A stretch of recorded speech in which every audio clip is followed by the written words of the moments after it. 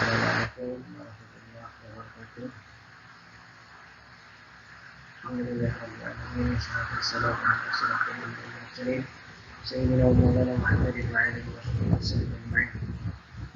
Rabbil a'lam wa rabbil sabira wa rabbil zidni ilma wa rabbil fahma wa shrah sadri wa yassir li amri wa hlul 'uqdatam min lisani Alhamdulillah Rabbil Alamin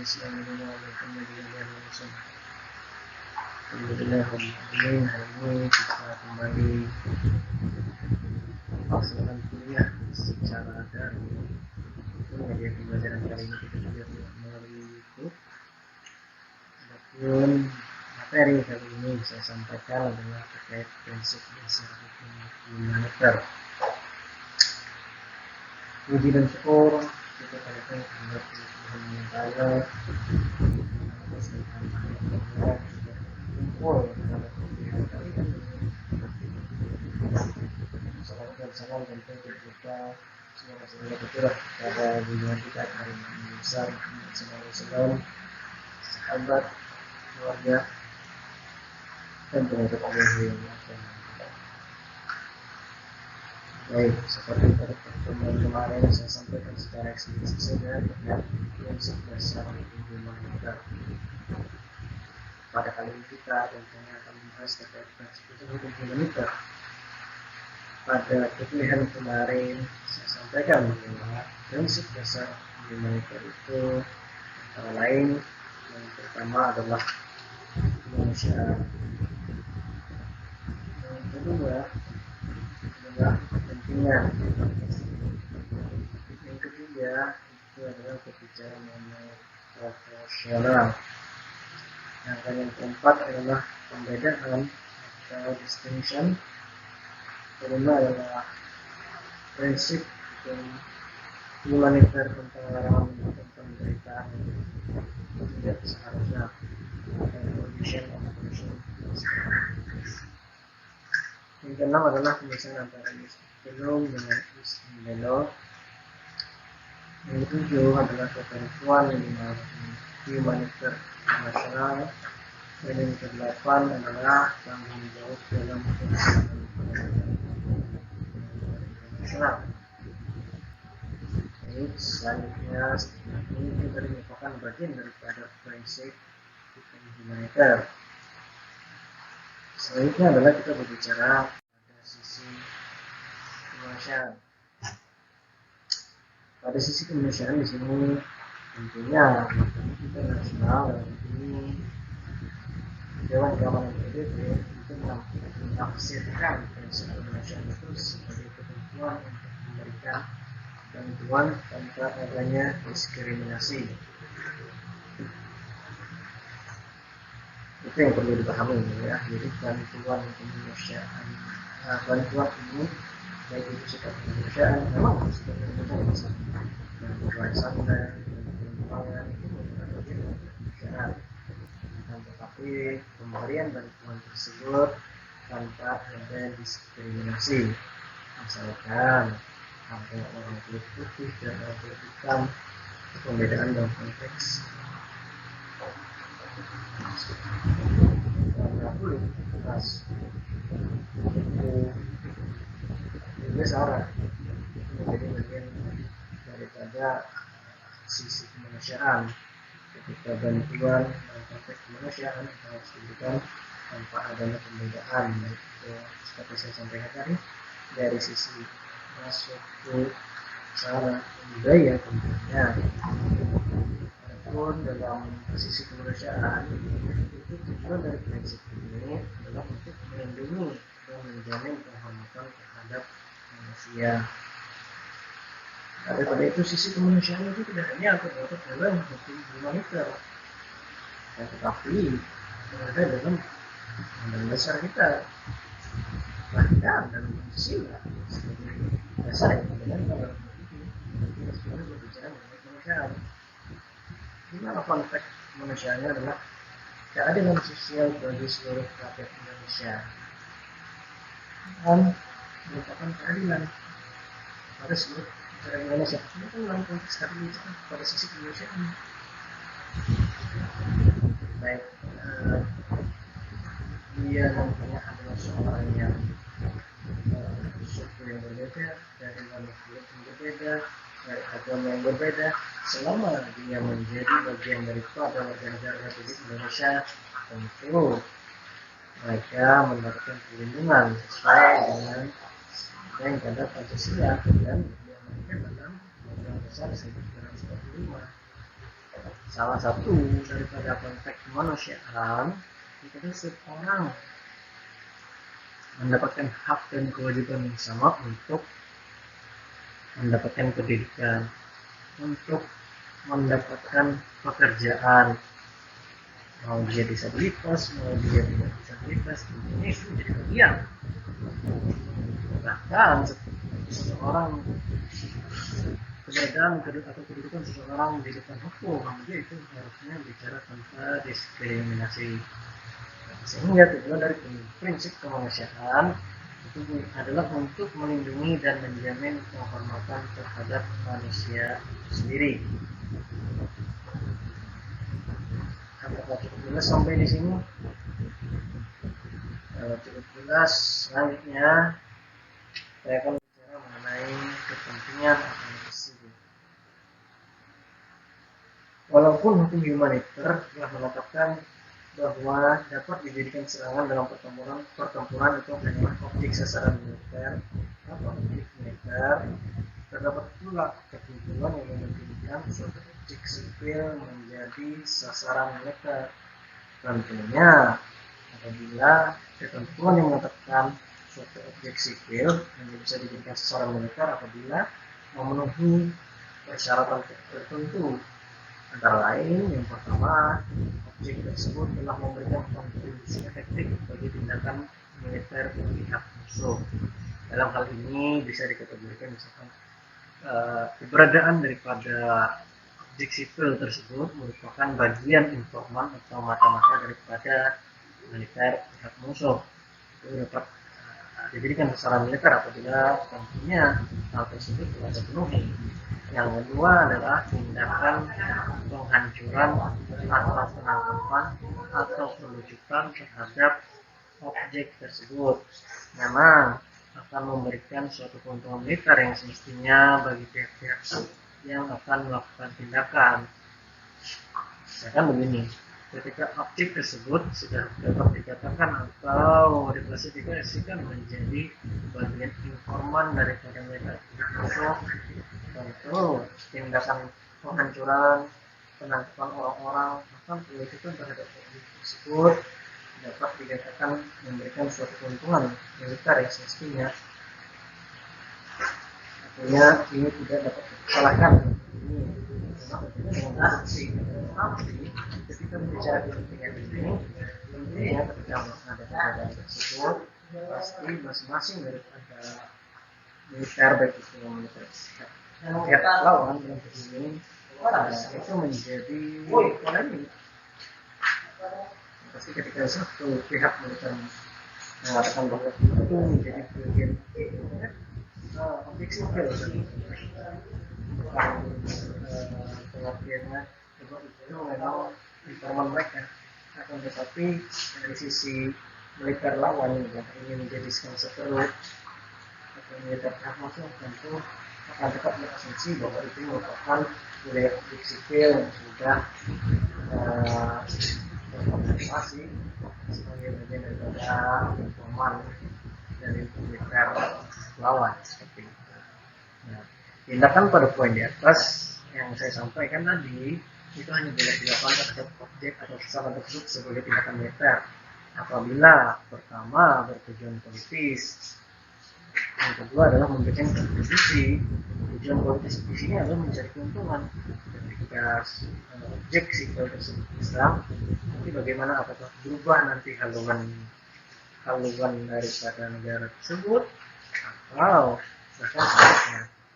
Kemudian berbicara memberikan kontribusi, tentu seperti yang saya sampaikan bahwa objek sipil tersebut dapat memberikan atau sebagai teman bahkan dapat menjadi benteng kemanusiaan terhadap militer lain. Itu menjadi bagian daripada kepentingan dalam konteks prinsip hukum humaniter. Yang ketiga, sangat menarik ketika kita berbicara tentang proporsional. Proporsional di sini seringkali disebutkan seimbang. Artinya pada dasarnya prinsip proporsionalitas ini ditujukan semata-mata untuk melindungi lingkungan. Lingkungan di sini lingkungan seperti apa? Tentunya lingkungan itu luas kan. Tidak hanya lingkungan dalam konteks alam, tidak hanya lingkungan dalam konteks sisi masyarakat, tapi dalam hal ini adalah lingkungan secara luas. Dimana artinya setiap serangan yang dilakukan ke dalam konflik bersenjata tentu harus mempertimbangkan kesehatan lingkungan. Artinya sisi lingkungan ini dikedepankan, tidak hanya sisi lingkungan dari segi kemanusiaan, juga dari segi alam. Karena kita banyak lalai hanya memperhatikan keselamatan manusia saja. Memang sebenarnya hukum humaniter bicara seperti itu, akan tetapi konteks di dalamnya ketika kita berbicara lingkungan tentu sangat luas dan ini tidak bisa kita kategorikan sebagai satu persatu, tapi harus melihat secara keseluruhan atau secara utuh. Sehingga dengan kata lain, ketika terjadi konflik atau perang, maka penggunaan senjata juga semestinya seimbang. Yang diharapkan dengan adanya prinsip daripada proporsional itu sendiri. Artinya penggunaan senjata di sini apakah menjadi senjata rusak massal itu menjadi hal yang sangat tidak didukung untuk menghindari, bahkan sampai bagian daripada yang dilarang dalam penggunaan senjata rusak massal itu. Karena dalam hal ini tidak hanya manusia, tidak hanya militer, korban sipil, tapi juga lingkungan alamnya. Itu dapat kita katakan menjadi atau kita kategorikan menjadi bagian proporsionalitas. Karena kerusakan baik itu benda, kehilangan nyawa bagi masyarakat sipil, luka, bahkan kerusakan alam itu sangat lebih banyak dibandingkan keuntungan militer yang didapat serangan tersebut. Jadi lebih banyak mudaratnya dalam ini daripada manfaatnya. Daripada itu merupakan bagian daripada ranah prinsip hukum humaniter dalam prinsip proporsional. Selanjutnya adalah pembedaan atau distinction.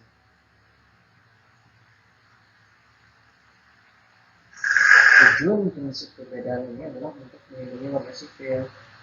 Dalam apa? Dalam hal yang membedakan antara kombatan di sini dapat kita kategorikan sebagai cara tempur yaitu dengan orang sipil.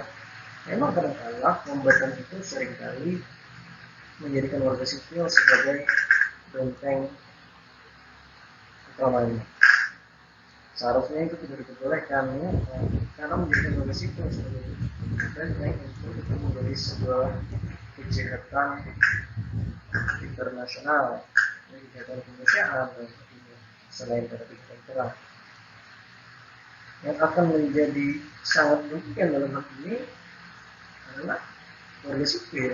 Kenapa? Karena mereka diberikan benteng utama dalam suatu perang atau benteng. Memang garis pembeda antara peserta tempur atau dikatakan kombatan dengan warga sipil dalam perkembangan humaniter dewasa ini masih sangat diperdebatkan. Saat ini karena adanya keinginan untuk definisi pembedaan ini agar sangat tegas dan jelas dari implementasinya. Maka ketika warga sipil dia memiliki senjata, dia berjuang baik itu untuk pemberontakan, maka dikatakan itu sudah merupakan bagian daripada tempur atau kombatan. Oleh karena itu dalam hal ini diperlukan perbedaan antara sipil, karena semuanya bermuara pada tujuan daripada prinsip pembedaan itu sendiri. Oleh karena itu, setiap kombatan atau peserta tempur yang telah melakukan serangan terhadap kombatan musuh atau titik militer tidak dapat dikenakan sanksi.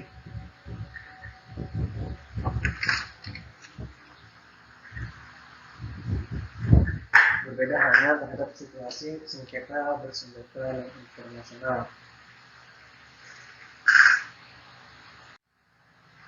Jadi pada dasarnya pembedaan dalam konsep kombatan itu memang secara eksplisit, dan tetapi tentunya negara tidak ingin memberikan hak kepada warganya untuk bertempur melawan kombatan bersenjata pemerintah. Dalam hal ini dalam acara pembedaan kemarin ya, tapi itu mereka dapat dikatakan peserta tempur bukan konteks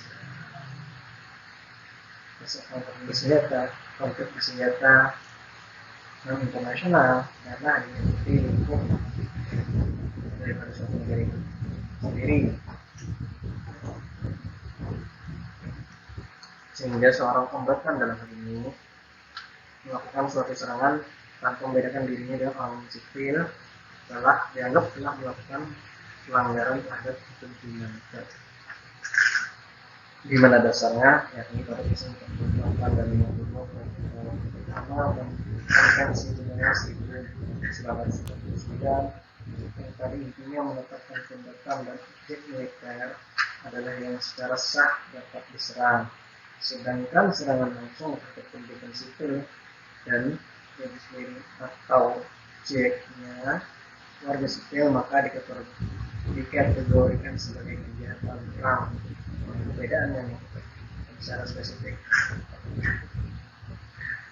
Jadi perlu dipahami dasar daripada pembedaan itu terdapat pada pasal 48 dan 52 protokol tambahan pertama Konvensi Jenewa 1949. Ketika serangan langsung ditujukan terhadap penduduk sipil dan atau objeknya warga sipil, maka dikategorikan sebagai kejahatan perang, dan hal tersebut dapat dimintakan pertanggungjawabannya tentunya di Mahkamah Internasional konteks hukum humaniter. Akan tetapi seringkali masalah hukum humaniter ini tidak terekspos seperti kejahatan dalam hak asasi manusia, karena dalam kejahatan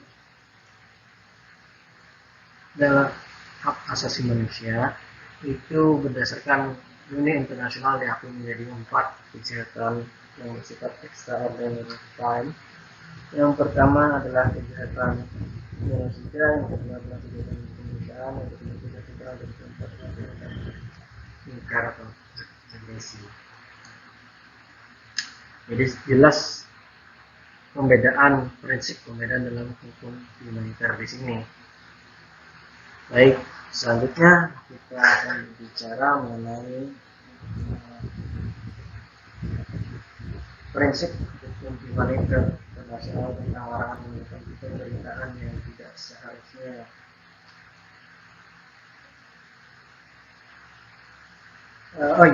Perlu saya tekankan terkait dengan pembedaan tadi.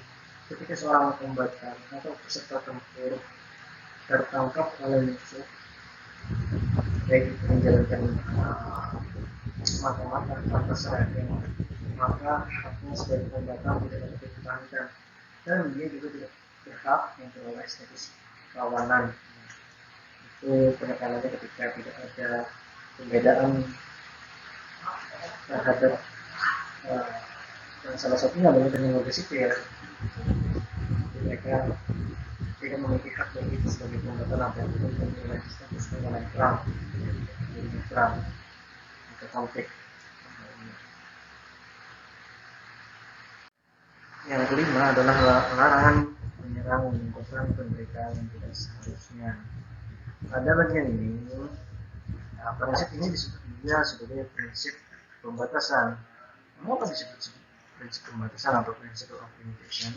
karena tentunya prinsip ini merupakan aturan dasar yang berkaitan ketentuan yang menetapkan bahwa metode dan alat perang. Jadi pada prinsip ini tentu mengatur hal tersebut, baik itu dalam perjanjian internasional dan dikodifikasi dalam hukum kebiasaan internasional.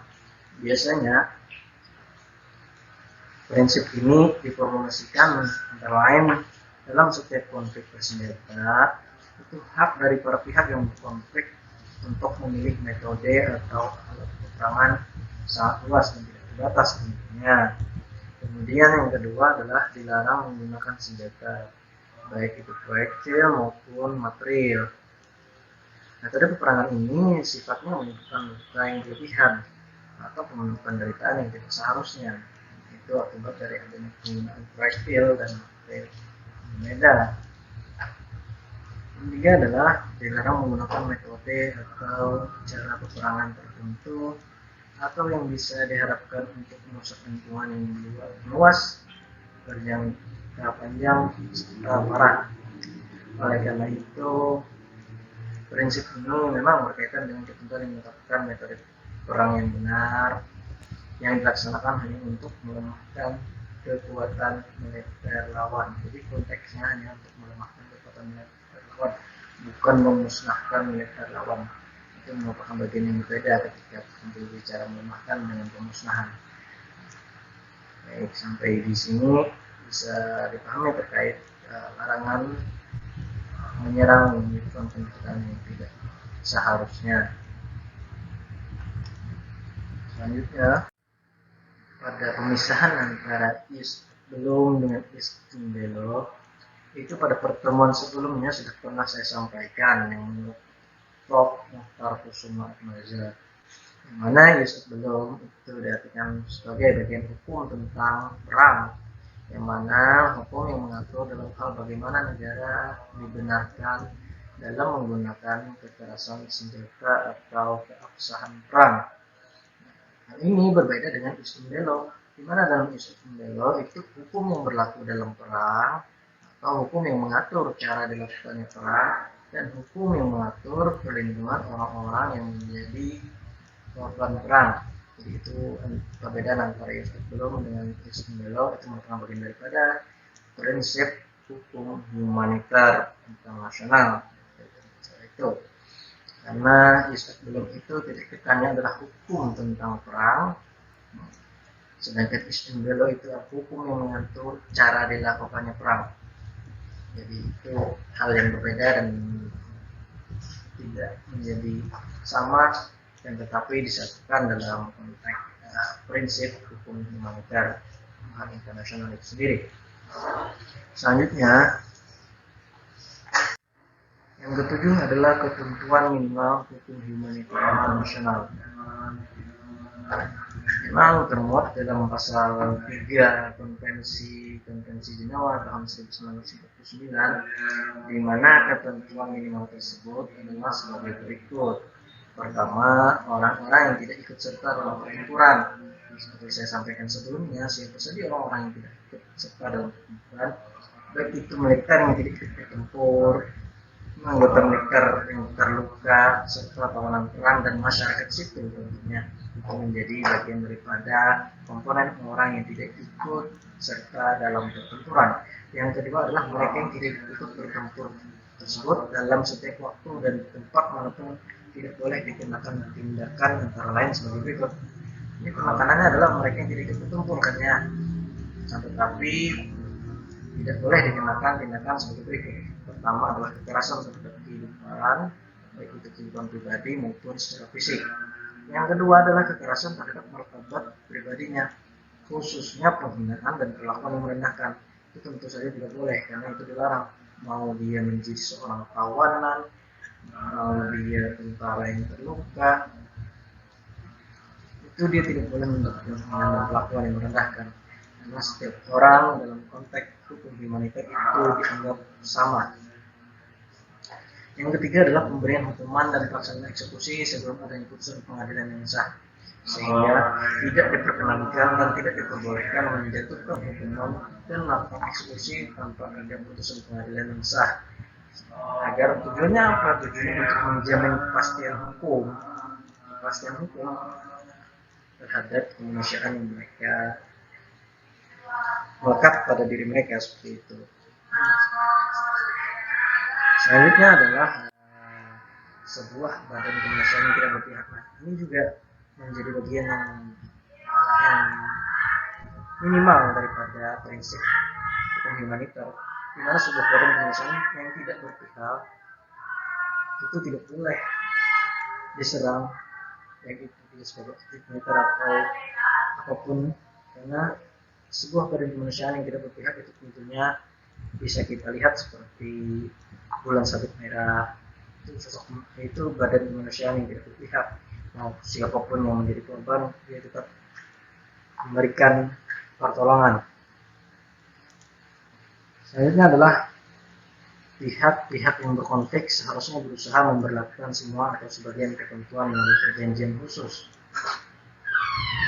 di mana pihak-pihak berkonflik itu seharusnya berusaha memberlakukan semua ketentuan melalui perjanjian. Artinya apa? Ketika ada perjanjian damai, tentu para pihak, di samping para pihak yang melakukan perjanjian damai juga ada mediator dalam hal ini.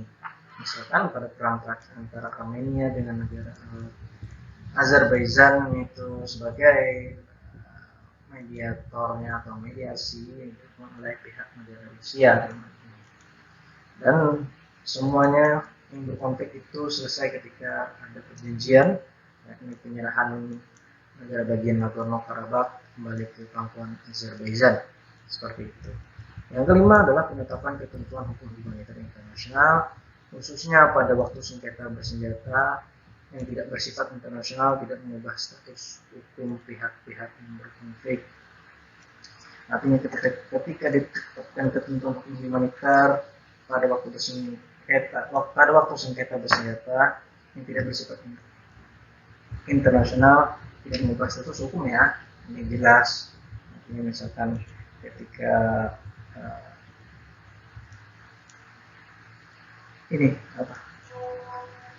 angkatan bersenjata pemerintah Republik Indonesia dalam hal ini TNI yang melakukan konflik sengketa bersenjata dan internasional dengan gerakan Aceh Merdeka, itu tentu tidak mengubah status hukum pihak-pihak yang berkonflik.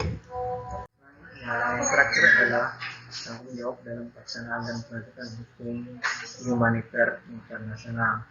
Dalam pelaksanaan dan penegakan hukum humaniter internasional itu dikembalikan kepada pemerintah negara yang bersangkutan. Saat ini dikarenakan hukum humaniter internasional memberikan ketentuan yang mengatur baik itu tindakan dari suatu negara ataupun pemerintah dalam hal ini, sekaligus mengatur tingkah laku baik individu maupun warga negara bersangkutan. Itu menjadi bagian daripada tanggung jawab dalam pelaksanaan penegakan hukum humaniter internasional. Jadi beban itu tetap ditanggung oleh negara atau oleh pemerintah dalam hal ini, karena negara juga dalam hal ini Republik Indonesia telah memberikan atau meratifikasi, dalam ini dapat saja kita katakan meratifikasi dalam hal misalkan saja kita lihat pada Undang-Undang Nomor 59 Tahun 1958 tentang keikutsertaan negara Republik Indonesia dalam seluruh isi Konvensi Jenewa. Kemudian telah meratifikasi Konvensi Jenewa itu dalam bentuk Undang-Undang Pertahanan Negara, kemudian dalam Undang-Undang Tentara Nasional Republik Indonesia dan Undang-Undang Kepolisian Republik Indonesia.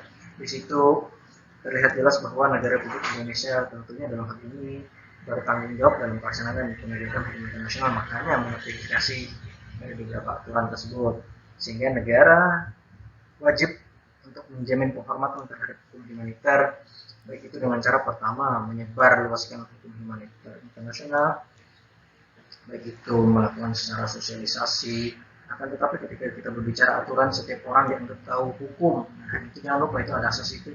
Jadi walaupun kita tidak tahu, maka setiap orang atau setiap warga negara kita tahu selama dia tidak mengalami gangguan jiwa, mental atau gila. Kemudian adalah untuk mengantisipasi kerugian atau penderitaan akibat perang. Itu juga perlu diantisipasi ketika terjadinya hal yang demikian. Misalkan pada waktu ada gerakan Aceh Merdeka, itu kan konflik persenjataan non internasional. Sedangkan yang ketiga adalah membuat peraturan nasional. Membuat peraturan nasional ini tentu jelas menjadi bagian karena menjadi dasar daripada pelaksanaan tanggung jawab dan penegakan hukum internasional. Maka daripada itu, saya ulangi sekali lagi bahwa dengan diratifikasinya dan dikeluarkannya Undang-Undang Nomor 59 Tahun 1998 itu tentang kesertaan negara Indonesia dalam seluruh isi Konvensi Jenewa, maka itu menjadi bagian secara sah negara Republik Indonesia meratifikasi daripada Konvensi Jenewa itu sendiri, dan semuanya itu tergambar atau termaktub dalam Undang-Undang Pertahanan Negara, Undang-Undang Tentara Nasional Republik Indonesia, dan Undang-Undang Kepolisian Republik Indonesia. Baik, sampai di sini. Apabila ada pertanyaan atau hal-hal yang dirasa ada perbedaan pendapat yang perlu didiskusikan, tentu dipersilahkan dapat mengajukan melalui grup WhatsApp atau dapat menjapri saya secara pribadi. Demikian materi yang bisa saya sampaikan. Salah hilaf mohon maaf. Wabillahi taufiq wal hidayah. Wassalamualaikum warahmatullahi wabarakatuh.